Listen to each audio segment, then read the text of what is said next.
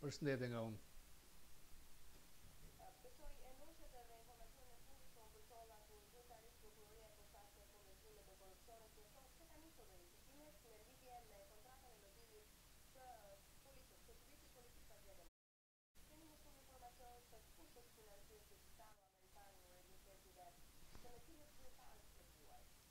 Nuk kam ndonjë informacion rreth kësaj, por nuk ka ndonjë shkelje ligji. Unë jam kundër lobingu, po të ishte në dorën time, dëmton vetë këtë vend Amerikën për vendet e vogla, por kështu funksionon. Janë 2000 lobistë që shesin akses. Shifra për mua duket e madhe, $6 milion, por është përpos ligjeve që ka Amerika për të krijuar akses për qeveritë huaja, në këtë rast dhe një parti tuaj. Më vjen habi sepse për mendimin tim nuk ka nevojë që të kërkohet akses nga të tjerë kur ka dy emra të mëdhenj si La Civita dhe Manafort. Megjithatë, çdo grupim politik mendon vetë për strategjinë se si kërkon të fitojë akses në administratën amerikane. Ju thoni që kontrata është firmosur në 4 prill, pra ka 20 ditë. Nuk e di çfarë efekti ka pasur dhe çfarë efekt do të ketë. Kontratë për lobing partitë shqiptare kam bërë dhe më parë.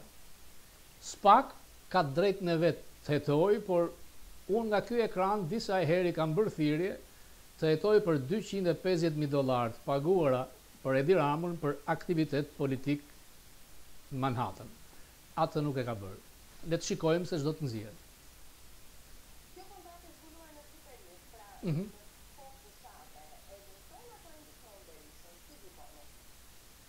personi që e ka nxjerrur, sepse duket që është nxjerrë nga kampi tjetër, synon që ta dëmtoj. Por unë mendoj që si non grata, jo non grata, çdo lloj akuze tjetër njerëzit e kanë ndarë mendjen se si do të votojnë. Dhe njeriu beson atë që do të besoj. Votat e diasporës kanë kohë që kanë filluar dhe kjo do ta ndajë se ç'do të ngjas atje. Dihet që në përgjithësi e majta luan në pisët, ndyrë, në fushat, me sulme, kjo ndodhi edhe këtu. Trump ndryshtoi strategjinë mbas humbjes debatit me Kamala Harris, mas këshillave të Lewandowski dhe Paul Manafort, e përqendroi gjithë fushatën e tij tek rekordet çfarë kishte arritur ai në mandatin e parë. Këto do t'i sugjeroja edhe unë opozitës dhe Berishës, thjesht me rekorde ka qenë ndyer kryeministër, ballafaqim me 12 vitet e Ramës. Të tjerat janë sulme mediatike që nuk mendoj se do të kenë një efekt të madh. Por, më vonë, unë do të isha për këtë që të mos kenë të drejtë për lobingje asnjë parti. S'ka pse.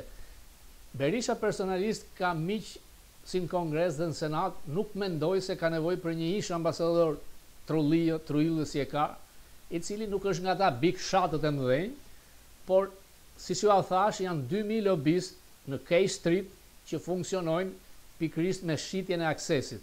Në përgjithësi, lobingjet këtu funksionojnë për korporatat e mëdha, por gjejnë klient, grac edhe nga vende të ndryshme, nuk është rast i parë, por ajo që dua t'ju them që e drejta fitohet, as nuk shitet, as nuk blihet. Në qoftë se është kryer një padrejtësi, ai do ta fitojë këtë betejë. Nuk kryhet me 6 milion. Në K Street 6 milion euro është si të marrësh një Uber, nuk aq më tepër me një president siç është zoti Trump. Ajo që duhet ishte që ta shqetësonte SPAK-un janë miliarda dollar të falura nga Rama për dhëndrin e Trump Kushner në Sazan, që duket haptas për të fituar akses politik për një telefonat, për një vizitë në Shtëpinë e Bardhë. Pra, SPAK nuk duhet të jetë i njëanshëm. Duhet të jetë në një drejt peshim nga të dy krahët. E njëjtën gjë do t'ja kërkoja edhe departamentit amerikan këtu. Është e habitshme, zhgënjyese, e pakuptueshme që të mos bëhet non grata Rama, maja e korrupsionit në Shqipëri.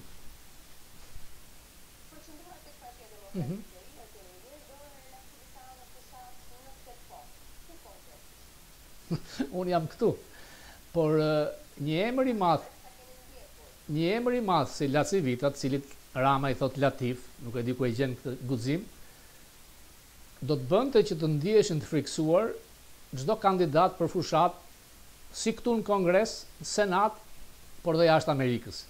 Pra lëvizja e zgjuar ishte që një emër si La Civita dhe Manafort, të cilët kanë qenë afër zotit Trump, në këtë rast janë afër zotit Berisha. Por unë e them prapë që ato që vendosin janë votat e imja, juaja, e të gjithë shqiptarëve. Në aspektin e imazhit, në strategji, unë them se PD-ja vetë duhet di çfarë përvoje tre ka sjell La Civita, i cili këtu është njohur si Rambo, ka qenë Marines, është shumë i fortë, por që nuk para pëlqen të dalë nëpër kamera ose të shkruaj, por që ka pasur mbi 2 vjet lidhje të përgjithshme me zotin Trump, ka lidhje me shefin e kabinetit, herën e fundit është parë me shefin e FBI tek boksi i shtëpisë Bardh, pra aksesi arrihet me emra të tillë, por ata që vendosin fund janë shqiptarët. Si e keni parë punën e përdorur në dinamikën e situative të moderne të politikës së Në aspektin, po të shikosh me shikim intelektual, Berisha është shumë sipër Ramës, është fakt. Teknikisht unë me Ramën jam bashkëmoshratar, njihem herën, Berishën njihem mbrapa shumë më vonë, Rama është nga njëri i qytetit me mua, por Rama duke kaluar në një parti që trashëgon Enver Hoxha nuk del dot nga i kuadrat. Berisha, mbi 80 vjeç, tregon shumë energji dhe me aq sa kam ndjekur unë, flet dhe premton me fakte. Rama nuk e bën. Unë ndjej një lloj entuziazmi në rritje tek mbështetësit e PD-s, tek ato rallit mitingjet, se s'kam fjalë shqip, të Berishës, madje edhe në Selanik, që nuk do ta kishim menduar vite më parë, dihet sa shumë na ka luftuar lobi grek. Pra Berisha po bën maksimumin. Natyrisht që edhe Rama nuk do të dorëzojë vetë. Pushteti i pëlqen, është tejet i konsumuar. Ajo që unë kam kuptuar është kjo fillimisht ta do të marrë 94 deputet, ran 84, tani thot 71. Personalisht nuk besoj se Rama me partinë e tij do të marrë 71 deputet. A mund të bëja i qeveri me mbeturinat e Bashës që janë të PD-ja, me Doshin dhe me të tjerë, askush nuk e di. Dhe sa do të marrin realisht partitë e vogla, që do të kafshojnë në Tiranë, kjo duket. Në për zonat e tjera është e vështirë. Sistemi zgjedhor favorizon në mënyrë të padrejtë Ramën. Kjo është e pakuptim. Një shqetësim që ka me votat e diasporës, këtu në Amerikë janë regjistruar jo shumë, 20.000. Në televizionin tim ka telefonata dhe më informojnë. Vjen zarfi nga DHL, nuk gjen njeri në adresë, njerëzit punojnë, dhe në vend të thonë hajde tek zyra e DHL, se zyra DHL e kanë çdo lagje, i kanë kërkuar të shkojnë në aeroport në JFK. Tani problemi është ky. Ata që janë me PS-n nuk ma kanë shfaqur këtë shqetësim, kanë votuar. Celibashi, ish ministri Ramës, e ka database-in, e di. Nëse shikon Robert Papa, dihet. Pra, kam frikë që me votet e diasporës do të abuzohet, do të manipulohet, dhe do të kenë ndikim, aq sa mund të kenë, sepse në Europë janë vota më të shumta. Ka shqetësime në Greqi kam parë, në vende të tjera, dhe u bëj thirrje të gjithë shqiptarëve që jetojnë jashtë, nuk ka nevojë të publikojnë votën e tyre. E thash edhe një herë, çdo njeri beson atë që do të besojë. Je me Berishën, qëndro aty, je me Ramën, nuk ka pse. Sepse quhet si krim federal, si krim zgjedhor. Këtu nuk të lë njeri me celular për shkakun ta fotografosh votën në Amerikë. As Shqipëri nuk duhet ta lër.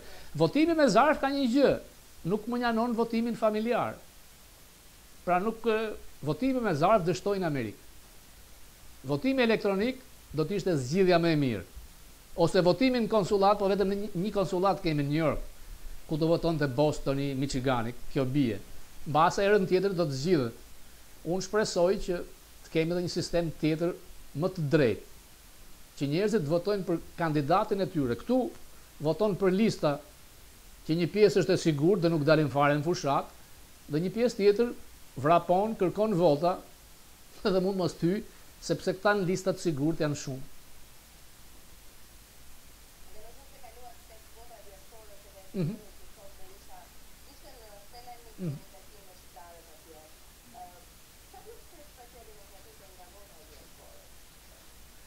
Tani në qoftë se shifrat janë reale që janë larguar afro 1 milion vet nga qeveria Ramës, me një logjik të thjeshtë i bie që shumica të larguarve janë kundërshtar dhe mos votues ti.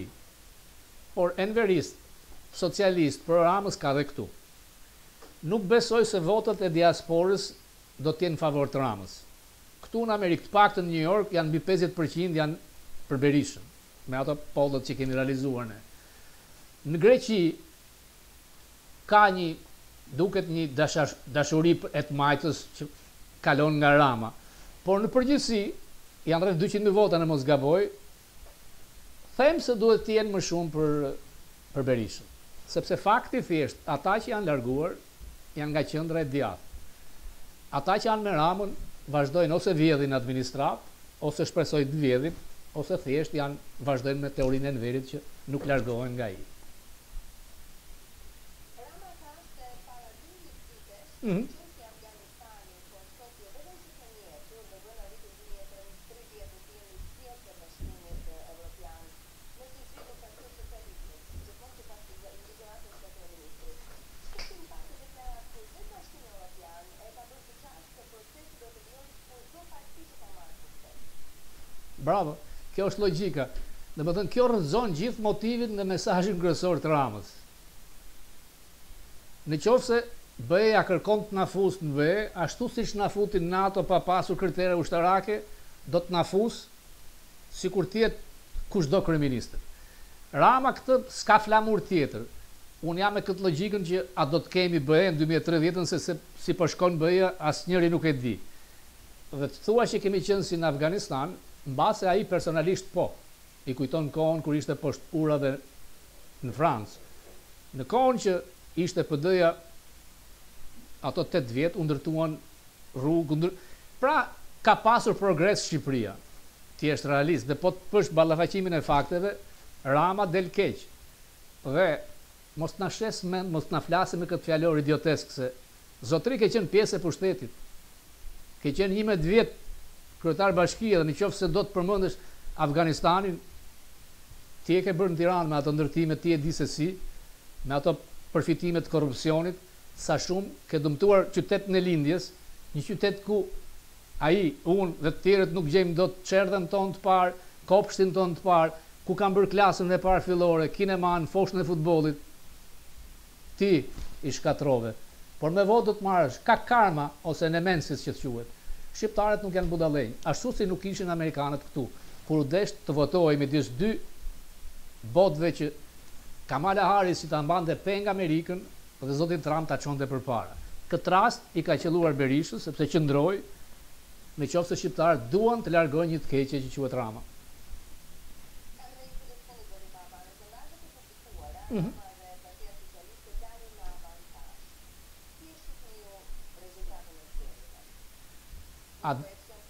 A dini në një sondazh me përjashtim të Kinës që nuk ka dalë bllok? Kjo vërtetua. Rama edhe mund të fitoj, unë nuk jam atje, por ashtu siç flet ai dhe me ato sondazhe të blera nuk më bind. Aq më tepër që kanë ngelur më shumë se 2 javë fushat. Dhe po ta shikosh në një drejt peshim, ai po bie, Berisha po hipën, duket entuziazmi. Nuk besoj se Rama i merr 71 deputet. Unë nuk besoj pollet, sidomos pollet që realizohen nga jashtë, nuk ka se si të kuptoj një Amerikan e një Italian. Duke bazuar shkencërisht, thjesht me një celular, nuk mundesh. Duhet dish raportet atyre që merr në intervistë, meshkuj, femra, partit. Ai mund ta ketë bërë me administratën, se të tregon. Ti mund të pyesësh dikë që nuk ka drejt votojë, që është 16 vjeç. Pra, nuk kanë efekt pollet. Është vota. Për mua gara është e hapur. Entuziazmi është rritur nga krau i PD-s, dhe aq më tepër që në Departamentin Amerikan të Shtetit kemi një sekretar që ka shkrirë 130 zyra dhe byro, duke thënë do të largojmë mbështetjen e të majtëve që kanë dëmtuar konservatorët. Kjo të le të kuptoj që nuk do të blej më heshtjen zoti Rama. Është të jetë konsumuar. Për mua unë do të ndryshoja sistemin, nuk ka pse të kemi më shumë se 2 mandate kryeministër dhe shpëtojmë prej tij. Megjithatë, çdo vot ka vlerë, secili duhet votojë.